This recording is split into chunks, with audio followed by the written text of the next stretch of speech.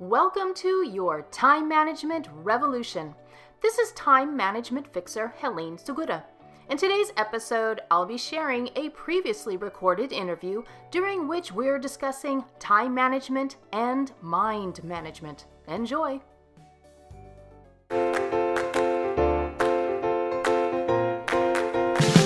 Welcome to Intuitive Transformations with your host, Sylvia Henderson, and discover tools, wisdom, and inspiration that will empower you to transform your life. Sylvia is an intuitive life coach and energy healer with a growing practice that is focused on empowering others to be more of who they want to be. For the next hour, join Sylvia and explore and unravel anything in the way of you creating the life that you would love to live on the Om Times Radio Network.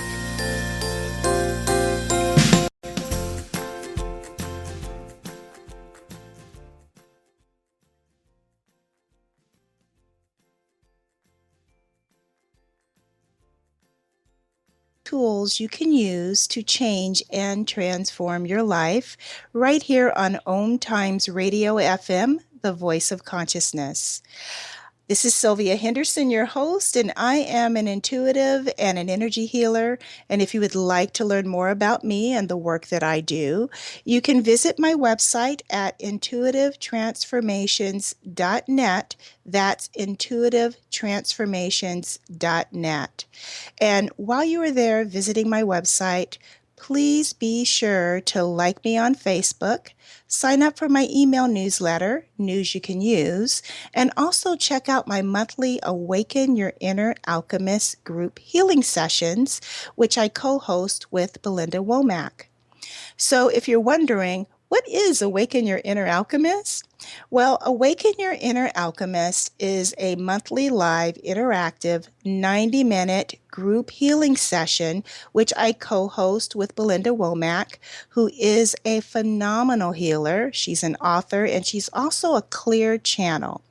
Awaken is designed to empower you to harness the magic that you hold within yourself that will allow you to turn the lead of your life into gold. Just like in the story of the ancient alchemist who was able to harness the elements and then change physical lead into physical gold. So let me just explain to you what I mean by the lead in your life.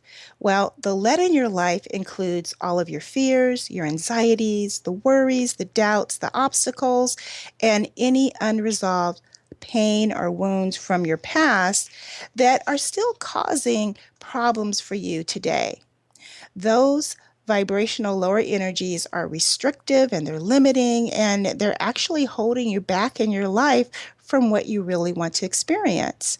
So every month now, Belinda and we connect with the energy of the group that registers, and we provide prescriptive healings that allow you to release those old lower vibrational energies so that you are then able to create a much higher vibrational reality and life, which includes the joy and the health and the love and the peace of mind, the ease, the safety, and the freedom that you truly desire.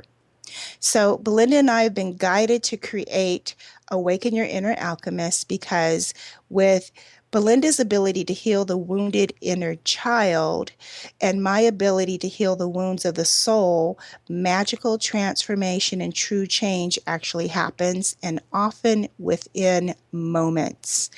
Now, there are 3 ways that you can participate in Awaken Your Inner Alchemist. Very easy. Once you register, you can watch Belinda and myself live online. You can call in by phone and listen to us live, or you can even listen to the audio replay at your leisure. So regardless of the option that you choose, all 3 options are equally beneficial and equally effective. If you would like to know more about Awaken Your Inner Alchemist, then as I mentioned before, visit my website at intuitivetransformations.net and just click on the Awaken Your Inner Alchemist image. And also, just to let you know, Our next Awaken Your Inner Alchemist is scheduled for Sunday, July 10th, 2016, and that's going to be at 4 p.m. Eastern, which is 1 p.m. Pacific. And I would absolutely love to see each and every one of you there joining Belinda and I. We just had one today, and it was amazing, truly amazing. So today's show is all about time. In particular, how you choose to use your time. We are all allocated 24 hours in every day.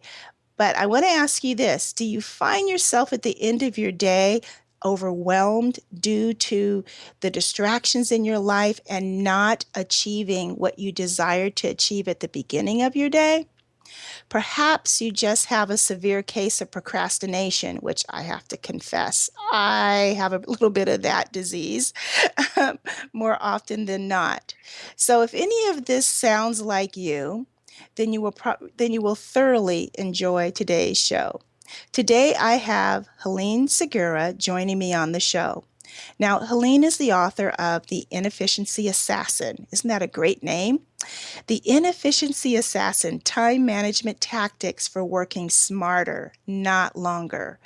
Helene Segura is a sought-after productivity coach who has spoken to thousands of go-getters, teaching them to manage stress by regaining control of their chaotic work and personal lives. Helene combines neuroscience, educational psychology, and pop culture to teach and coach hundreds of our individual clients as well as audiences on how to improve their efficiency during their workday so that they can have a life outside of work. She is the president of the International Board of Certification for Professional Organizers, and she is a member of the National Speakers Association. Helene Segura has also been featured as an organizational expert in more than 100 media appearances. Will you please join me in welcoming Helene Segura to the show? Welcome, Helene, and thank you so much for joining us today.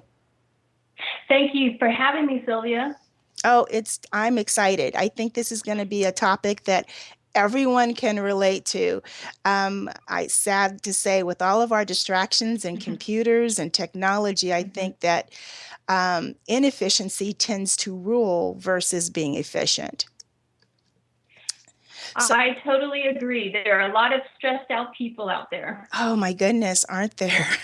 So first I want to congratulate you on your new book, The Inefficiency Assassin. And correct me if I'm wrong, but I believe that the title of your book is also who you are known as. It's like an alias that you go by because people call you the Inefficiency Assassin. Isn't that correct? Correct. The publisher, New World Library, decided to go with the title, which is also my job title, because business books are not usually named something that's aggressive and something that's related to the spy theme. So they decided to stick with that. Oh, that makes perfect sense. So how did you earn this title of being the Inefficiency Assassin?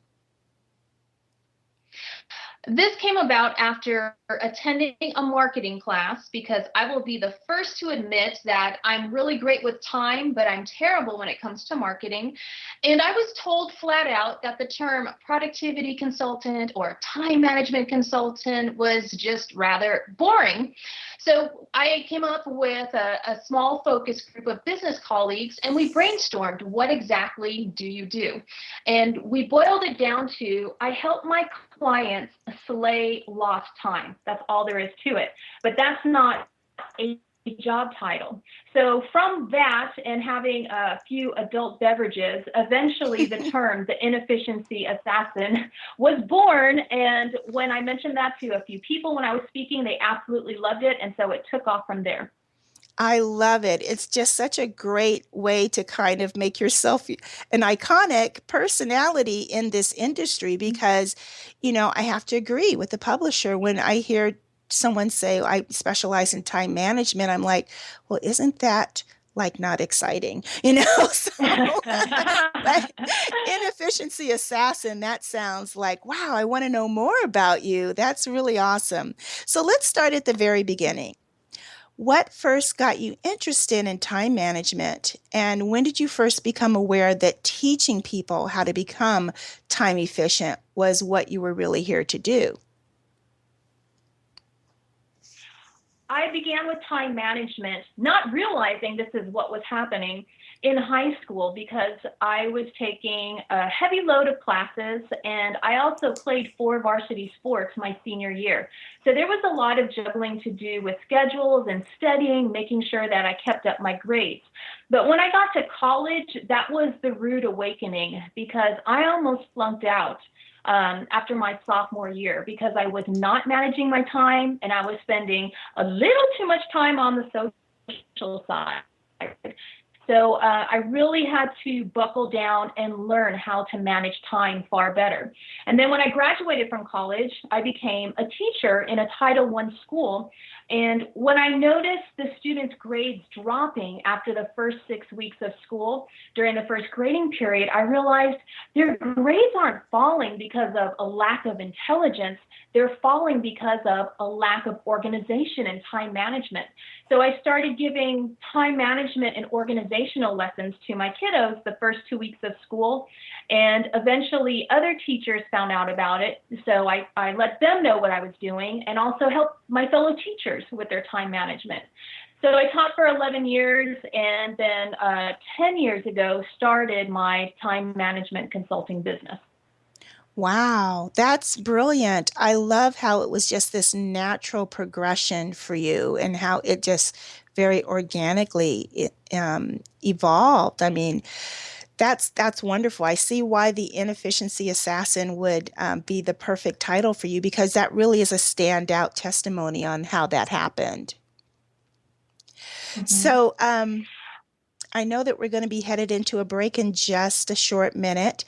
I want to remind everyone that I'm talking with Helene Segura, and we're talking about her brand new book, The Inefficiency Assassin. And actually, she is the Inefficiency Assassin. So I'm excited because as the show continues, we're going to learn more about strategies and what we can learn from her about how we can better manage our time, be more productive, and slay those things that hold us back and create distractions.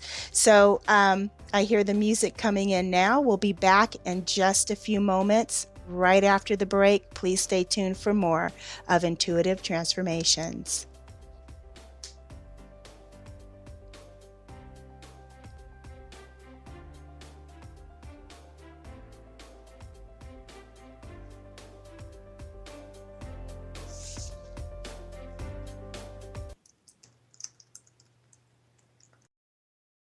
Your conscious lifestyle on steroids. Om Times Radio. IOM FM. The name is Bond. James Bond. No, the name is Joe. The Joe Show. And we are returning back for our 9th season here on Om Times Radio.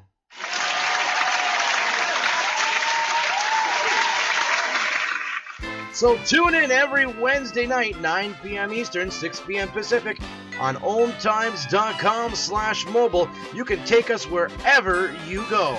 Yeah! Hi, this is Sylvia Henderson, intuitive life coach and energy healer.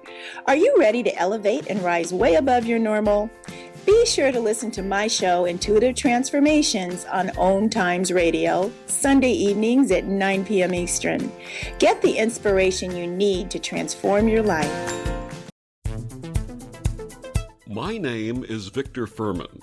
Some call me The Voice. I've always been fascinated with human nature, spirituality, science, and the crossroads at which they meet. Join me Wednesdays at 8 p.m. Eastern on Om Times Radio, and we'll explore these topics and so much more on Destination Unlimited.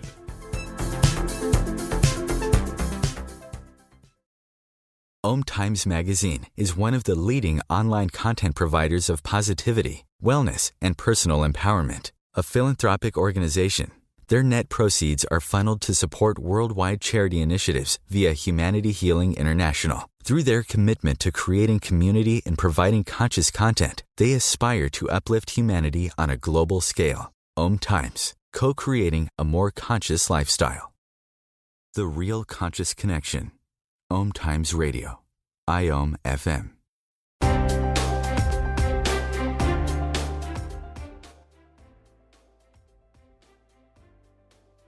Transformations radio show on Om Times FM, the voice of consciousness. I have with me my special guest, Helene Segura, and we're talking about her brand new book, The Inefficiency Assassin: Time Management Tactics for Working Smarter, Not Harder.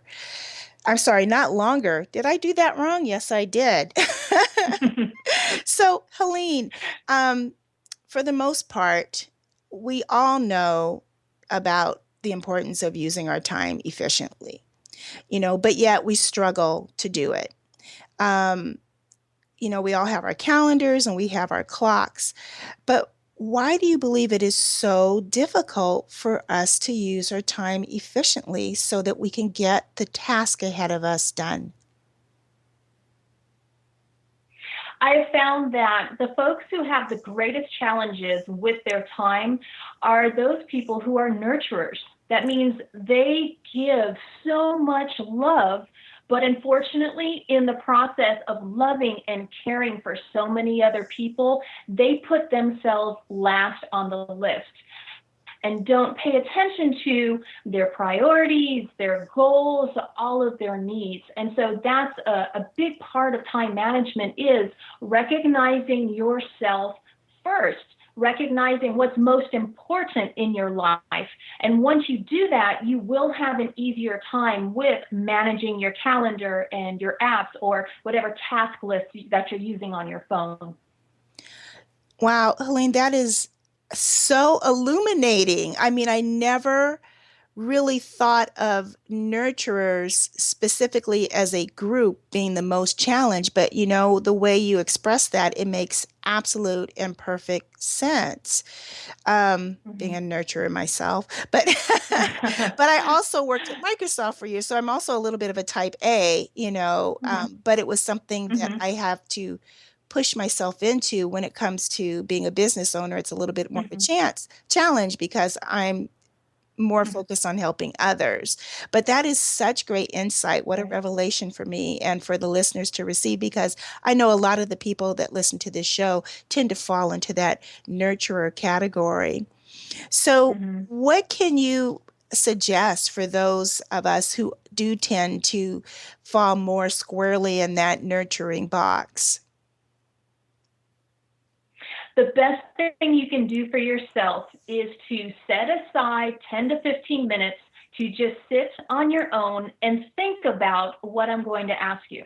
Number one, what are your top 3 to 5 priorities in your personal life? You've got self-care. Hopefully your health is at the top of your list. But what about your loved ones, your significant other, your kids? If you're religious or spiritual, that's an important part of your life. So identify and write down the top 3 to 5 priorities in your personal life, and then swing over to your work life. What are the top 3 to 5 priorities for your job or for your business or whatever work situation that you're in? And the reason why you want to do both of these things, your personal life and your work life, is so that when you are deciding how to use your time, you can ask yourself, with every single interaction, with every single request that's being asked of you, ask yourself, is doing this going to support my personal priorities or my work priorities? Because if not, then you're going to use the most powerful word in the English language, which is no. I love that. And isn't that fascinating? It's a simple process just to become aware and ask that question. So many of us run on autopilot when someone asks us to, to do something. We're conditioned to say, yeah, okay. And then we think about it later and we go, oh, now what am I going to do? I'm going to have to squeeze this in and put that off, and this isn't going to get done. And then you end up falling to the bottom of the list. So I love that establishing the list and identifying that. And then before you answer, really kind of see, does this align? Precisely. And the best step you can take is to catch yourself being present. Like you just mentioned, so many of us run on autopilot. And so that's why we're not really thinking about what the request is that's being made of us. So that's why it's important that you just pause in the moment.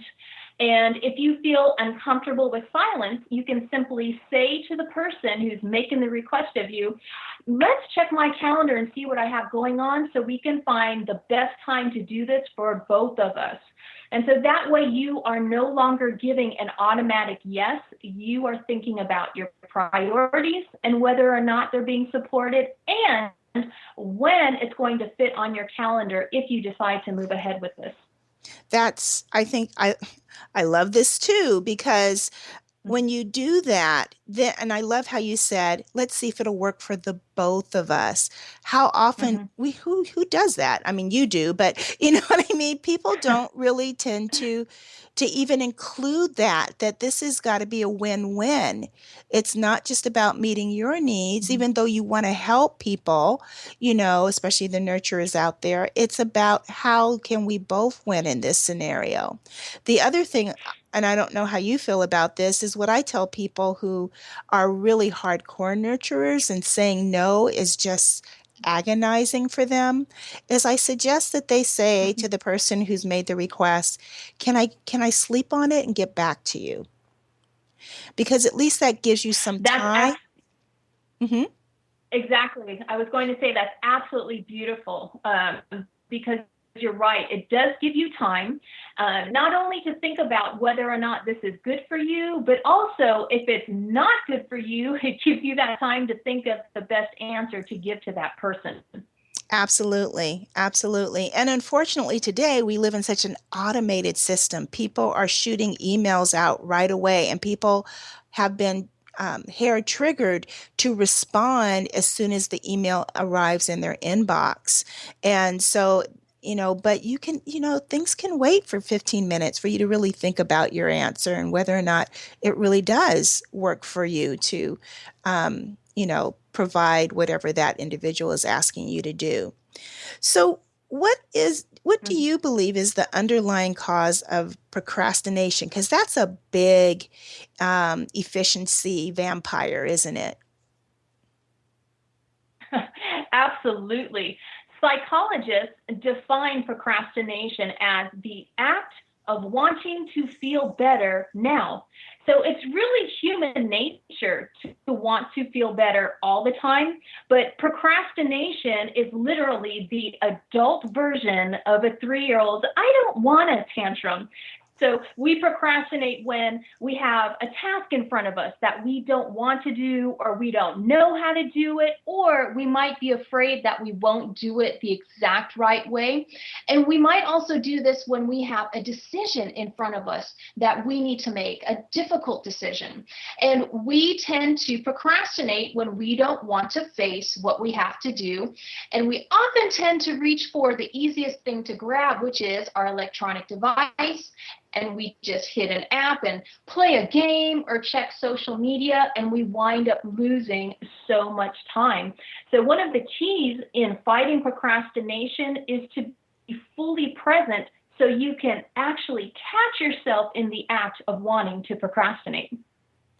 Wow. Okay. So how do you do that? Be fully present so you can catch yourself in the act of wanting to procrastinate. Because for me, it's on autopilot.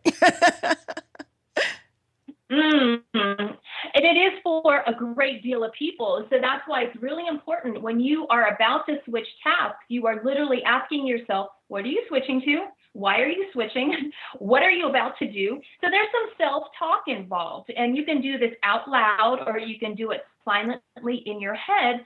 But instead of just flitting to task, procrastinate, task, you're asking yourself, what am I about to do next? Is this a smart move? Now, sometimes our brains truly do need a break. So we can get up and go for a quick walk or go get some water. But if we catch ourselves in the act of starting to avoid a task, we need to ask ourselves, is this going to serve us, delaying this task?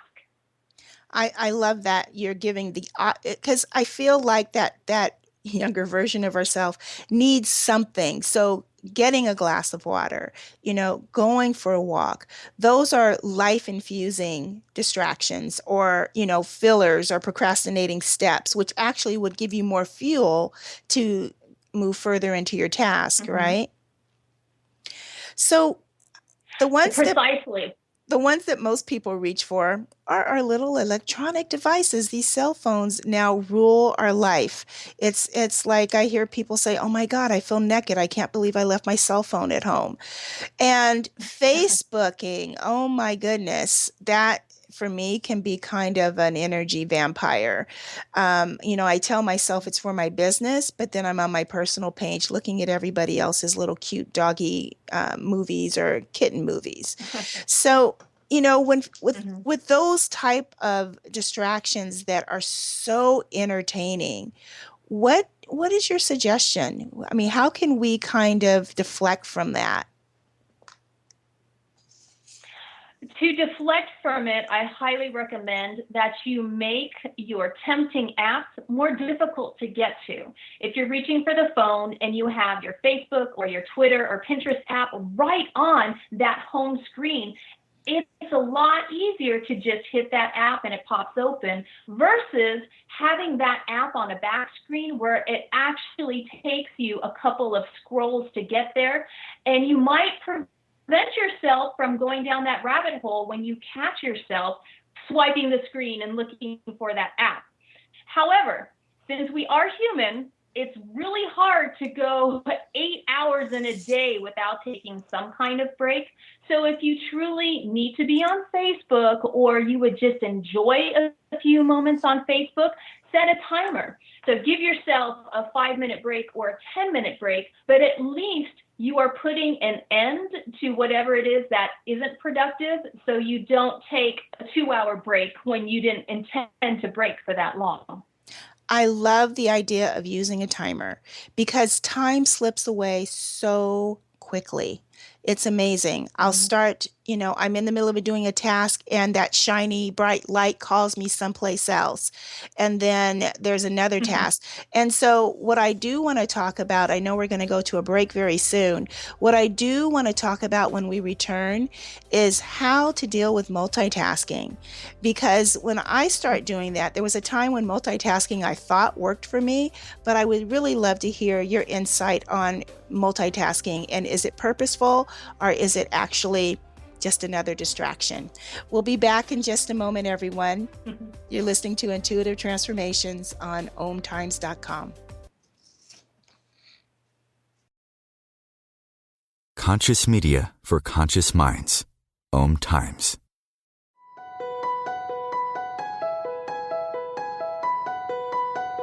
Hello, I'm Miriam Knight of New Consciousness Review, inviting you to my new show where I interview the rising stars of the conscious awakening. We'll explore the many faces of consciousness in action and intriguing perspectives on life, the universe, and everything in between. Join us each Wednesday at 2 p.m. Eastern on the Rising Stars Show. Time to read that inspiring book or that blog post you've been meaning to get to? In your busy world, how do you improve yourself and keep your life going? I'm Lisa Kay, and my Between Heaven and Earth radio show can transform your life just by listening. Be uplifted with inspiring topics, positive stories, and ideas that really work. Between Heaven and Earth radio is conscious living for your soul every Wednesday at 4 p.m. Eastern Time. Hi everyone, this is Shay Parker, the host of Best of the Best, which airs live right here on IOM Radio every Tuesday night at 8 p.m. Eastern and 5 p.m. Pacific. I'm super excited to bring you expert guest hosts, spiritual discussions, free psychic readings, and so much more. I can promise that you will not want to miss this one-of-a-kind, fun, yet touching, down-to-earth show. Join us every Tuesday night at 8 p.m. Eastern, 9 p.m. Pacific on OTR-FM. This is Shay Parker, and I can't wait to see you there. Have you ever wondered how to change your love paradigm? The secret key is finding a love partnership, not just a regular connection. How do you find these? Through conscious relationships. Ascending Hearts Dating is a dating site for people like you that believes in second chances and a different type of spiritual connection. Try Ascending Hearts for free today at ascendinghearts.com and change your love paradigm. Ascending Hearts, the premier dating community for the spiritually awake. Your conscious connection to a more mindful world. Om Times Radio. IOM FM.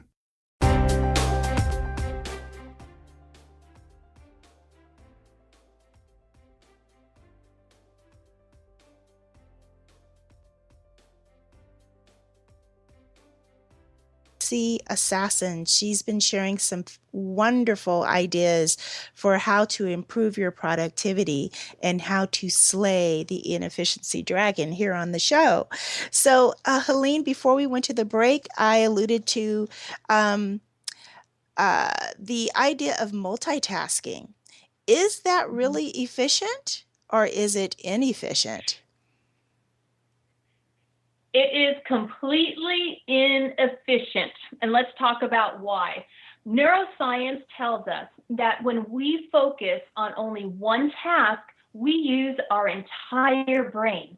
When we try to do two tasks at one time, the brain splits in half. Half works on one task, half works on another. When we try to throw in a third task, our brain gets completely discombobulated. And when studies are done on multitasking, the average productivity drops by almost 3/4. So that means you could have been doing something else instead of multitasking and gotten a lot more done. Not only that, but we lose time every time we switch from task to task. Now, when we talk about multitasking, we're not talking about doing low brain function things. So you could listen to a football game on the radio while you paint your nails. Those are both low brain tasks. Or you could hit copy on the copy machine and let 100 copies run while you go do something else. By multitasking, we're talking about doing two high brain functions at one time, like if I'm having an interview with you and I'm also trying to answer emails coherently all at the same time, that's multitasking, and neither would go very well. So multitasking on high brain tasks is absolutely detrimental. Wow. So there goes that idea. you know, and it's interesting because it's been a while since I worked at Microsoft. I worked at Microsoft for a few years, about 5 years, and I was a paralegal, and it was constantly, vacillating between one task to the other.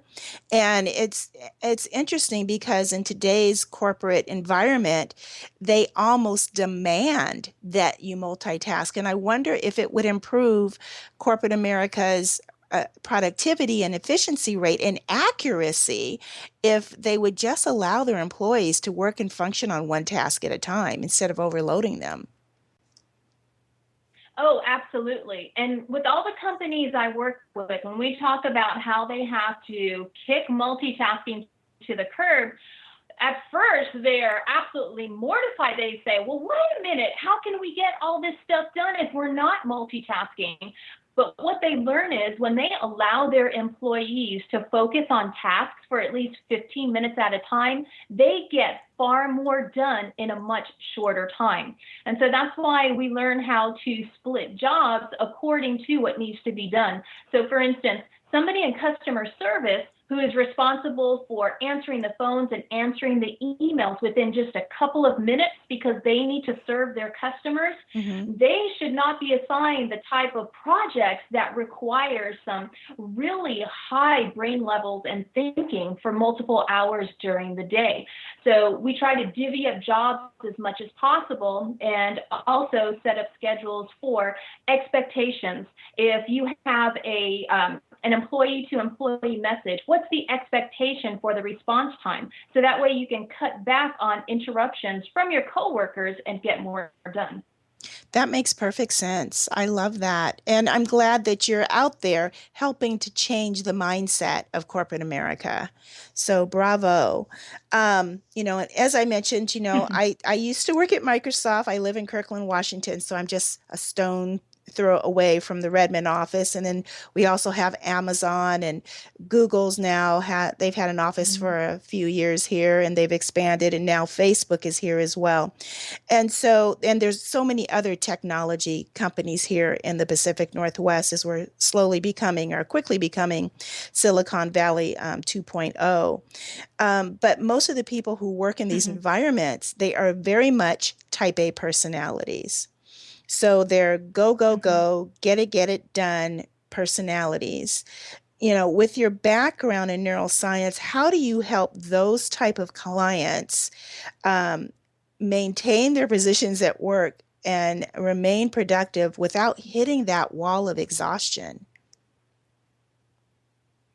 What we do is we first determine their high value tasks at work, because everybody has a wide range of tasks that they're supposed to work on, but some are extremely high value, such as meeting with clients so you can make the sale and generate revenue, or answering your client's questions so you can get high marks on customer satisfaction surveys, versus low-end tasks such as checking voicemail messages and answering emails.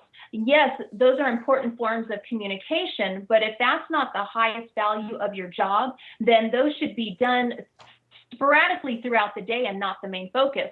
And the reason why we do that is because what normally happens when people are type A and you start getting overwhelmed with everything that you want to do because you're such a go getter, when we get overwhelmed, we tend to go after the low hanging fruit because it's easy to cross off. And we don't get ahead in our careers because we're not going after that high hanging fruit, that high value tasks. So the first thing we do is manage and understand what those high value tasks are versus the low value tasks. And then what we do is we take a look at what tasks do need to be completed during the day and assign time values to them. Because if you just have one long to-do list of everything that you need to get done, most of us create a list that is not humanly possible to finish in one day. But if you assign time frames to those individual items, just estimates, you'll have a better idea of what you can accomplish during the day, and therefore you will feel better about yourself when you have a lot more crossed off that list, and that gives you motivation to keep going the next day. That makes perfect sense. And you have a lot of these tips and strategies that we're discussing in your new book. Is that correct? So people can get your book and they can really kind of reprogram how they function in their office and in their own business if they're business owners, and even in their home if they're a homemaker. Is that correct? That is correct. I've set up the book so that way, no matter what your time challenge is, you can immediately get emergency triage by jumping to the chapter that contains your challenge, and then eventually you can work your way to the beginning and read through the entire book. But in the meantime, when you don't have enough time to sit down and read the entire book, just jump to the chapter that you need, because it's divided up into the most common challenges that busy people face. So one of the things that really pulled my attention, Helene, was talking about when crap just happens, as you mentioned in your book, So, I mean, for some reason, I seem to be a magnet for that kind of like, whoa, where'd that come from? So when that happens, what do you believe that we should do when life sends you a curveball and our best laid plans and strategies fall apart just out of the blue? The first thing you want to do is take a deep breath, because when we take deep breaths, it just cleanses the body and it refocuses the brain on what's in front of you. And then it's only natural to vent. If things aren't going your way, you're probably going to be a little ticked off.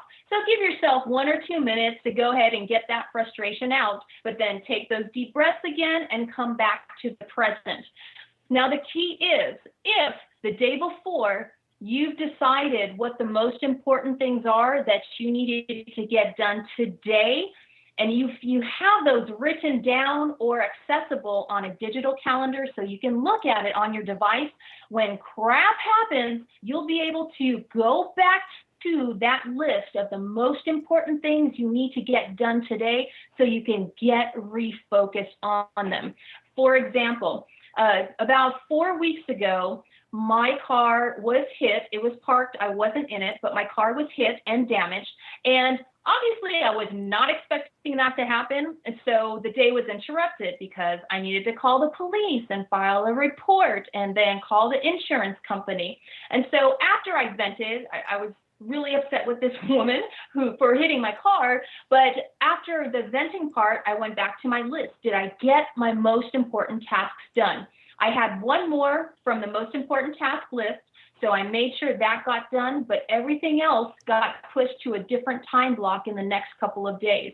So was it a crappy day? Yes, but things that were most important got done, and everything else can get pushed aside because those were lower priority items.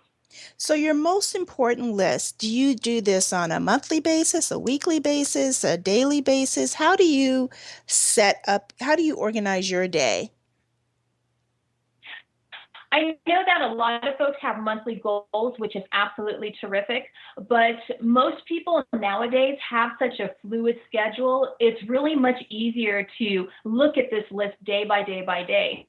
So what I do is during the last 15 minutes of my workday, I figure out what are the 3 most important tasks I need to get done the next day, and I schedule those in between appointments that are already set, because most of us have some kind of set appointments each day, either a phone conference or you have an in-person appointment with somebody. So I schedule those tasks as early as possible in between those already scheduled tasks. And then for later on in the day, that's when I can go into my bonus 3. So what are 3 other tasks that I could work on if I finish the top 3 early, or if things don't go according to plan and I still need to get ahead, I can move into that bonus 3. I like how you've kind of made a little capsule of just 3, because then that feels doable. It doesn't feel overwhelming, like a long list that I could certainly make in 15 minutes. Oh, yes. Mm-hmm. So did you choose 3 intentionally? Because there was something that I had read before that 3, something about how we interpret information was really important. And when we return from the break, I'll have you answer that question if you don't mind. Sure. Okay, we'll be back in just a few moments, and you'll have more of Helene Segura here on Intuitive Transformations Radio.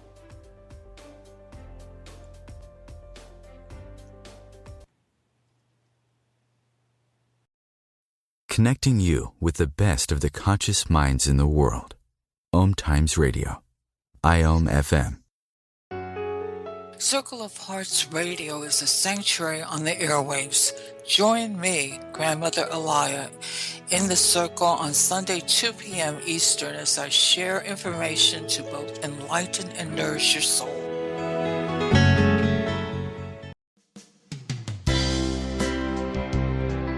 This is Terry Van Horn, and I want to invite you to join me for my weekly radio show, Hailing Light, on On Times Radio every Wednesday at 6 p.m. Eastern Standard Time. On Healing Light, we want to bring love, light, and blessings into your world. You can find out more about us at www.healinglightonline.com. Blessings. Do you have time to read that inspiring book or that blog post you've been meaning to get to? In your busy world, how do you improve yourself and keep your life going? I'm Lisa Kay, and my Between Heaven and Earth radio show can transform your life just by listening. Be uplifted with inspiring topics, positive stories, and ideas that really work. Between Heaven and Earth Radio is conscious living for your soul every Wednesday at 4 p.m. Eastern Time. Are you trying to get from point A to point B and need a little advice? Connect with the counselors at Om Times Advisors. Whether you're looking for a life coach or a spiritual intuitive, the advisors participating at advisors.omtimes.com were carefully chosen based on their gifts, skills, and professionalism. Om Times Advisors, connecting you with the best advisors in the business. The cutting edge of conscious radio. Om Times Radio. IOM FM.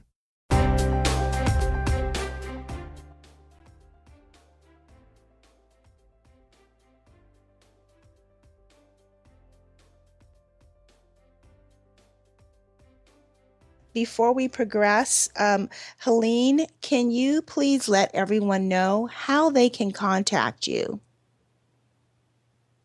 Absolutely. Whether you want information about books, webinars, training, keynotes, you can go to my website, theinefficiencyassassin.com. You can find all my social media there, and you can also email me. Beautiful. So before we went to the break, I had kind of postured the question around why you chose 3. Why was it important to choose 3 versus 5 or 7? Why 3? As you mentioned before we went to break, there's some research out there how the number 3 seems to be an easy amount to remember, and it can also be symbolic. People who are religious quite often know that the Trinity is very important in religion and in spirituality. And if that's not your cup of tea, if you look at interior design and decorating, most decorators will tell you when you group objects, you group in 3s. 5s at the most, but 3s. Psychologists tell you that 3 is an easy amount to remember. So using all of this, I came up with the 3 plus 3. Most people can get at least 3 things done in a day. And a lot of time management is just simply mind management and staying motivated. So if you can see those 3 things crossed off your list, you're just going to feel so much better about yourself.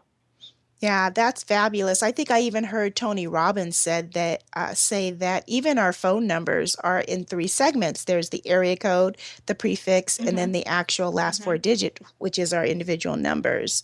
So I'm not good. I know of a few people whose names I'm not going to mention on the air that are always late.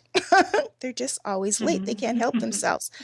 What is why? What does this happen for people? I'm always on time. So it really just is a struggle for me to understand that. And I love these people dearly, but why is it that some people struggle with being on time? For some folks, and this is part of what I need to determine with clients, for some folks, they choose not to arrive on time because they know that an event is not going to start on time. For instance, some kind of team meeting, there's a start time at the top of the hour, but it usually doesn't get going for 7 minutes. So why be there and waste 7 minutes when they can get something else done instead? However, if people are late, not by choice, but because they're just truly running late all the time, then we backtrack to setting up habits in collecting information that will help them arrive on time. So as soon as they find out that they have a meeting or a function, they get that on their calendar and find out what deliverables they need to arrive with. Then they work backwards from there. How much time do I need in order to arrive at the meeting on time? And so they schedule commute time on their calendar. Even if it's just upstairs from where you're working, you schedule that commute time in. And then backwards from there, you schedule in time to work on any kind of prep time you need to spend getting ready for this meeting. And then when it's time to set reminders on your digital device, we don't set the reminder for the time that the meeting starts. We set the reminder for 10 minutes before commute time starts. So that way you get this little reminder, hey, you need to leave in 10 minutes. So that way you can start wrapping up. And then another reminder at the beginning of commute time, so you realize, oh, I need to be out the door. So this helps get people to their place on time. Now, another factor is if there is never a negative consequence for being late, then the person is being trained to be late.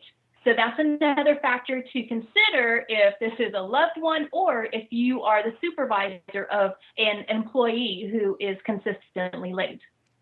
Well, that's really interesting because in your earlier list of suggestions, it sounded like they just don't have a real good concept of time.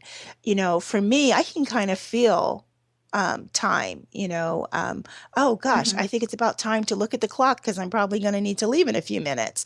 Is it just that they get so wrapped up in what they're doing that they forget about the presence of time? That could be a part of it, but some people just completely forget the event altogether. It's not even on their wavelength because they've got so many other things that are rolling around in their brain. So that's why it becomes critical that they capture this information in their calendar and set reminders for themselves. So that way, no matter what is happening inside their heads, they get that reminder that they need to scoot over to this event or appointment that they have. Great. So, as a recovering perfectionist, myself, I'm speaking of, can you tell me if there is a cure for perfectionism? Because I have personally found that perfectionism can really lock up your energy and actually block your productivity and block you from even beginning a project. Yes, perfectionism can be really tough to deal with, but it is possible to keep it in check. However, I like the fact that you use the term recovering because it's something that we have to face every single day. So we have to constantly remind ourselves that it's okay not to be perfect. Is anybody going to die because this isn't done perfectly or this doesn't look perfectly? And we also need to realize that as a perfectionist, we tend to set the bar at 150%, whereas the rest of the world operates at maybe the 80% level. So it's okay if we drop expectations of ourselves down to say the 95 or 90% level. I mean, 90% is still an A, but this is something that we have to remind ourselves of all the time. If you're struggling with these perfectionistic tendencies, it's not like you can just tell yourself once, okay, don't be a perfectionist anymore. You have to remind yourself every day that life is so much better when you're not stressing about absolute perfectionism. Yeah, and I think it's because, well, I'm not even sure. Everybody has their own reasons for why they're being a perfectionist if that is your issue, but it is quite the little challenge. I'm constantly in recovery. I have to confess to all of you who are listening to the show. So thank you for sharing that. So being an entrepreneur and now also an author, what is your best advice for other business owners, not those that have big corporations with employees and whatnot, but for people who are starting off? Because I know that there are a lot of people listening to you who are coaches and they're solo entrepreneurs or they're healers or they're teachers or they're authors as well. And so what is your best advice when someone is the chief cook and bottle washer so that those activities don't sabotage their success? Most entrepreneurs go into business because they want to be able to decide how to create their schedules, in chasing this passion that they have with their particular gift.